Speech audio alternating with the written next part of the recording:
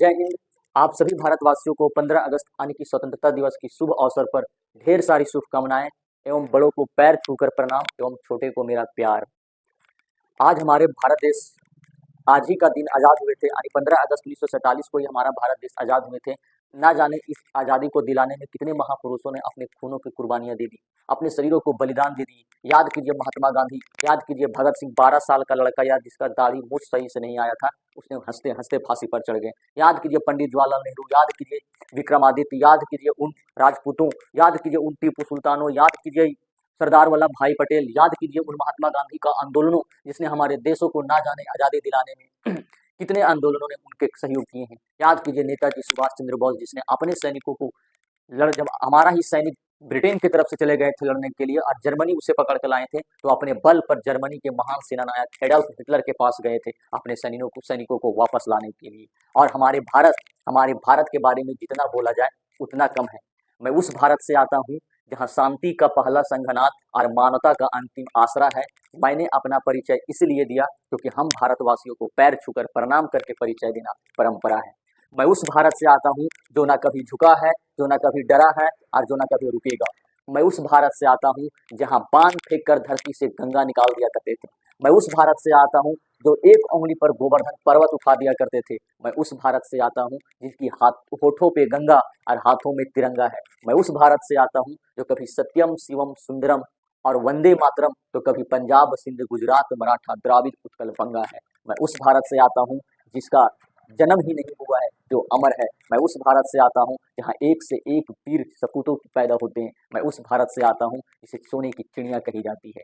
भारत, हम भारत देश की वासियों हैं। ना जाने इस देश को आजाद दिलाने में कितने महापुरुषों ने अपने खूनों की बलिदान की आहुतियां दे दी। आज हमारे देश स्वतंत्र तो है, लेकिन अभी अंग्रेजों से केवल स्वतंत्र है न, अभी भी हमारे देश कहीं ना कहीं गुलामी है, और वो गुलामी आशिकता में है। अभी हम लोगों को किसी अंग्रेज को हमारे देश से नहीं हटाना है। अभी हम लोगों को, हमको, आप लोगों को मिलके आशिकता को शिक्षित की ओर ले जाना है। प्रथम विश्व युद्ध में जब हमारा सैनिक को पकड़ के ब्रिटेन अपने पास ले गए थे और जर्मनी के युद्ध लड़वा दे रहे थे, तो जर्मनी का एक महान सेनानायक था जिसका नाम था एडोल्फ हिटलर। एडोल्फ हिटलर जब युद्ध हो रही थी ब्रिटेन और जर्मनी के बीच में, तो ब्रिटेन हारने ही वाले थे।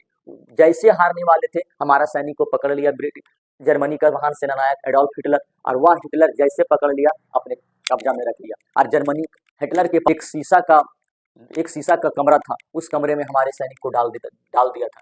जैसे यह बात पता चली सुभाष चंद्र बोस को, आओ न देखा ताव, और 1942 ईस्वी को जिस समय हमारे देश में आंदोलन चल रही थी, महात्मा गांधी चला रहे थे आंदोलन, भारत छोड़ो आंदोलन, वह उस समय सुभाष चंद्र बोस जी जर्मनी चले गए हिटलर के साथ मिलने के लिए। बोले कि हमें कुछ भी होगा तो हम अपने सैनिकों को वापस ले आएंगे। जैसे जर्मनी पहुंचे, इटली के माध्यम से जैसे जर्मनी पहुंचे सुभाष चंद्र बोस, तो वहां पे सुभाष चंद्र बोस को चेयर दिया गया, कुर्सी दिया गया, बैठ गए सुभाष चंद्र बोस।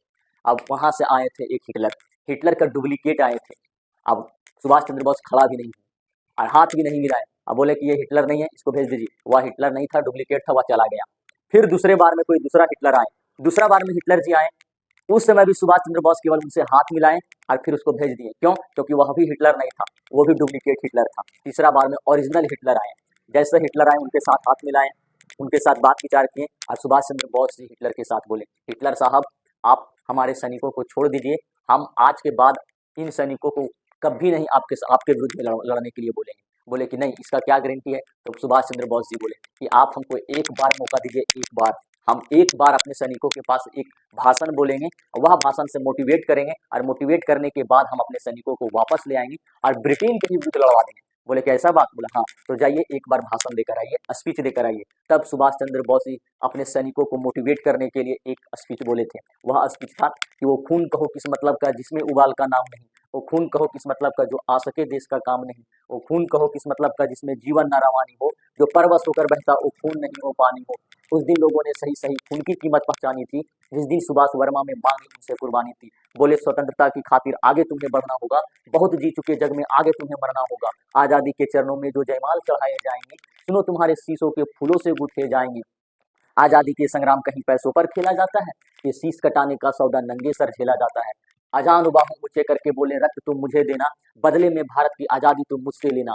हो गई सभा में उथल पुथल, सीने में दिल न समाते थे, स्वर इनकलाब के नारा कोसों तक छाए जाते थे। बोले सुबासु आगे आए जिनके तन में भारतीय खून बहता हो, वो आगे आए जो खुद को हिंदुस्तानी कहता हो, वो आगे आए जो खूनी हस्ताक्षर करता हो, मैं कफन बढ़ाता हूँ, वो आगे आए जो उसे हंस कर लेता हूँ।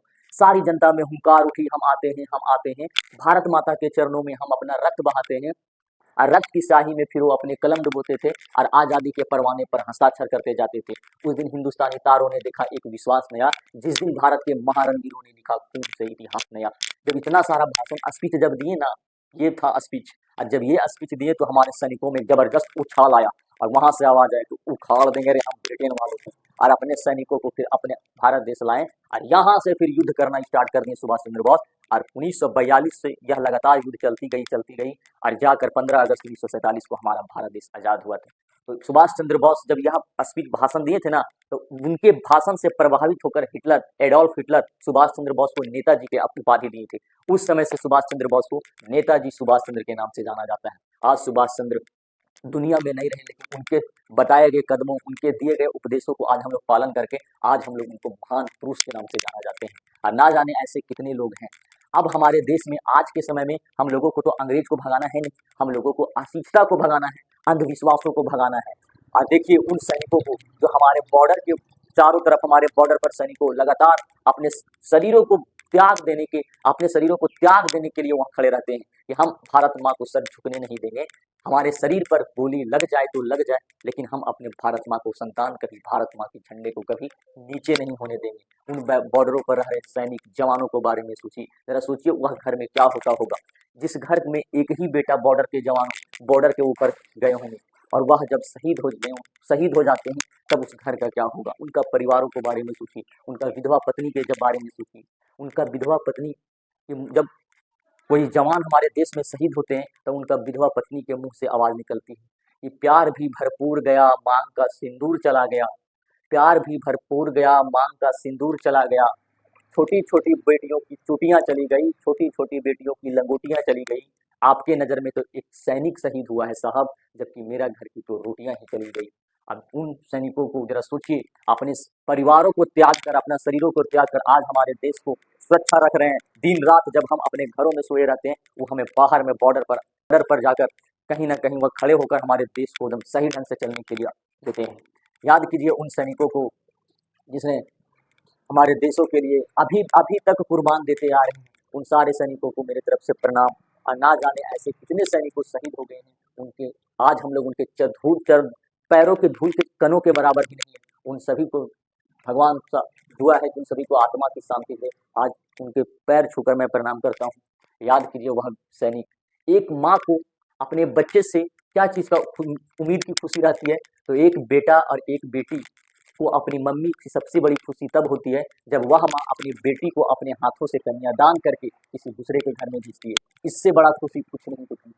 और एक बेटा से एक माँ का खुशी, एक उनके घर की परिवारों की खुशी क्या चीज का रहता है कि जब उनका बेटा बड़ा हो तो बहू लेकर आए तो हम अपने बेटों को सहरा बांध के भेजेंगे और दुल्हन घर लेकर आएंगे। लेकिन जरा वह जवानों को बारे में सोचिए, एक पल के लिए, एक सेकंड के लिए सोचिए, जरा अपने दिल पर हाथ रख के सोचिए कि वह घर क्या होता होगा जिस घर का में एक ही बेटा है, हो जाता होगा बॉर्डर पर। तो जरा सोचिए उनकी माँ क्या बोलती होगी। जब वह बेटा जवान शहीद हो जाते हैं तब उनके मुंह से, अपने परिवार वालों के लिए एक मुंह से आवाज निकलती है, और वह आवाज क्या है कि सरहदों पे गोली खाकर जब टूट जाए मेरी सांस, तो मुझे भेज देना यारो मेरी बूढ़ी माँ के पास। सरहदों पे गोली खाकर जब टूट जाए मेरी सांस, तो मुझे भेज देना यारो मेरी बूढ़ी माँ के पास। मेरा माँ का बड़ा शौक था कि मेरा बेटा घोड़ी चढ़ के आएगा, धमाधम ढोल के बजेगा और पूरे गांव में घूमेगा। तो ऐसा ही करना मेरा भारत के देशवासियों, मुझे घोड़ी पर लेकर आना, मुझे पूरे गांव घुमाना और धमाधम ढोल के बजाना, और मेरी माँ से कहना कि बेटा दूल्हा बन के आया है माँ, बहू नहीं लाया तो क्या मगर बारात तो लाया है। और उनके पिताजी, बाबूजी पुराने फौजी, बड़े मनमौजी, उसने बोल के आए थे हमसे कि बेटा तिरंगा गाड़ के आना या तिरंगे में लिपट के आना। आंख पीठ कभी पीछे मत दिखाना बेटा, आखिरी गोली भी सीने पे खाना। छोटा भाई, उनसे पूछना कि क्या मेरा वादा निभाएगा। हमने सरहदों से बोल के आया है, एक बेटा जाएगा तो दूसरा बेटा आएगा। और वो मेरी बहना, उनसे कहना कि याद था उनका रक्षाबंधन का तोहफा, लेकिन गजब से इख्तिफाफ हो गया, राखी से पहले ही भाई राख हो गया। और वो सड़क के किनारे वाली घर, वहीं तो रहती थी मेरी दिलरुबा, जिसके साथ हमने जीने मरने का वादा किया था। उनसे बोल देना, भारत माँ के साथ निभाने में तुम्हारा साथ छूट गया, एक वादा के चलते दूसरा वादा टूट गया। हे भारत माँ, भरोसा रखना अपने संतानों पर, हम तिरंगा गाड़ के आएंगे आसमानों पर। हम उस भारत से आते हैं जहाँ सभ्यता जन्मी है, पहले पहले जन्मी है कला। हम उस भारत से आते हैं जहाँ सभ्यता पहले जन्मी है, पहले जन्मी है कला। हम उस भारत से आते हैं जिसके पीछे संसार चला।